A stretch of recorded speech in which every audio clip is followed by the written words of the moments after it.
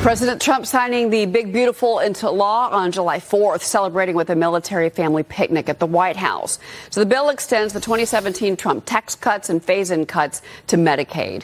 Finally, is a significant legislative victory for the administration. House Speaker Mike Johnson telling Fox about what comes next for reconciliation. We have always planned to do the first big reconciliation bill, which is the Big Beautiful Bill. Now it's done a huge leap forward for our priorities. But then also we've been planning a second reconciliation bill for the fall that would be attached to the next fiscal year, and then potentially one in the spring. That's my plan. 3 reconciliations bills before this Congress is over. You'll see more of us advancing these common sense principles to deliver that America First agenda for the people. Joining me now is West Virginia Congressman Riley Moore. He's a member of the House Appropriations Committee. Congressman, good morning. And your reaction to what you heard from Speaker Johnson yesterday? Well, good morning, Cheryl. Thanks so much for having me on. And look, it's no coincidence that Speaker Mike Johnson's initials are MJ. He is the Michael Jordan of politics right now. He is getting things done in the House. Many people have doubted him. I said on this channel here, the day the bill was being under consideration, there's no way we can get it done, and never bet against Mike Johnson. He always gets it done. And look, I think we have to do additional reconciliation packages so we can continue to bend the curve as it relates to the debt in this country and get the spending under control.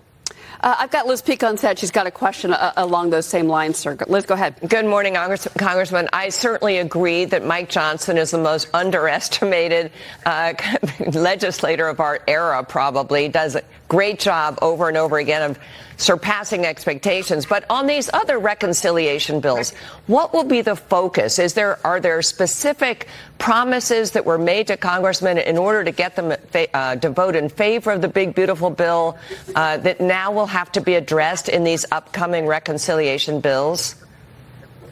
No, there are no promises made to us, but it will deal, again, as reconciliation only can, mandatory spending. Obviously, I'm an appropriator. That's where we do the discretionary side of things. But it will deal with mandatory spending again, and probably deal as on other issues as it relates to the border and things like that, where we might need some additional funding.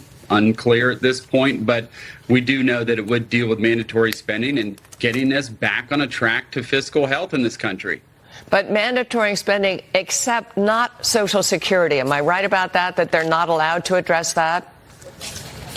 Well, the president's been clear that he doesn't want to tool with Social Security. So we'll be looking in other places, obviously, and those conversations are going to be ongoing. But right now, we're just still celebrating the one big beautiful bill and then starting to plan on the additional reconciliation packages. I actually sit at the leadership table every Monday as part of House leadership, and I'm sure those conversations are going to be very fruitful and interesting as we move forward. Well, and obviously the work needs to continue because, again, if you look at the most recent Fox News polling, the bill didn't poll as well among those surveyed because of the concerns about the fiscal deficit and the debt that the nation was taking on, that $3.7 trillion. So obviously, if we can keep moving forward here, whether it's precision or reconciliation, that would certainly help you and your party kind of message this better, I would think, in particular because this could be something that the Democrats use in the midterms. And, the bill also, I want to talk about the border,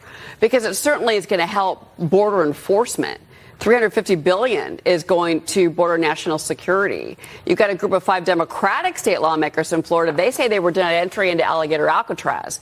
They tried to visit the facility because they say there's safety concerns. Here's what they say. Alligator Alcatraz represents a makeshift detention camp of cruelty rooted in a corrupt, no-bid $450 million pay-for-play scheme to enrich GOP donors under the pretense of border enforcement. So here we go with things that the Democrats are using against Republicans. Your reaction?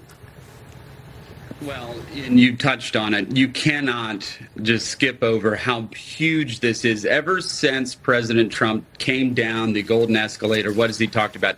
Securing our nation and reclaiming our sovereignty. Any nation state is defined by sovereignty. How is sovereignty defined? Defensible borders. And on July 4th, President Trump reclaimed our sovereignty in this country. We are going to finish the wall with this. We're going to have 700 miles of primary wall, 629 miles of additional border security and barriers in there, and then 900 miles of river barriers as well. And then don't let me forget here, right, with 10,000 additional ICE personnel, we're going to have 5,000 new custom officers. And then additional to that, 3,000 Border Patrol agents are going to be also added. ICE is actually going to be larger than several militaries in the world now, and we're finally going to be able to secure our border. And don't forget that the northern border is also an issue as well, so there's going to be resources that are going to be put up there. As we put the squeeze on the cartels down south, they're starting to push fentanyl now through the northern border as well. Well, and certainly I was going to say, because now the Border Patrol agents can do what they should be doing, which is focusing on the cartels and the drug trafficking that's happening at both borders, to your point. Now they can do that with instead of babysitting migrants. Real quick, I want to ask you about this. There's this new poll aimed at drumming up support for New York City Mayor Eric Adams. This is kind of a broader take on the Democratic Party. So the incumbent, that's Adams, is trailing ex-Governor Cuomo by double digits, but both candidates are taking on this Democratic socialist, Zohran Mamdani.